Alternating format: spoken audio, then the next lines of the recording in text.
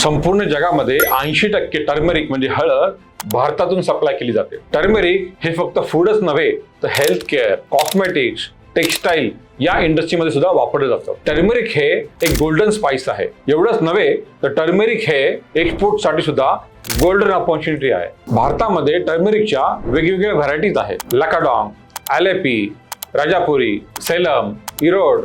प्रत्येकाचं कर्क्युमिंग पर्सेंटेज वेगळं आहे, कलर वेगळा आहे, येलो, डार्क ऑरेंज आणि प्रत्येकाची टेस्ट सुद्धा वेगळी आहे। तसेच त्यांची व्हॅल्यू सुद्धा वेगळी आहे। भारतामध्ये तेलंगणा, महाराष्ट्र, कर्नाटका हे राज्य हळद एक्सपोर्ट मध्ये आघाडीवर आहे। मागच्या वर्षी साधारणतः 3000 करोडची टर्मरिक एक्सपोर्ट झालेली आहे।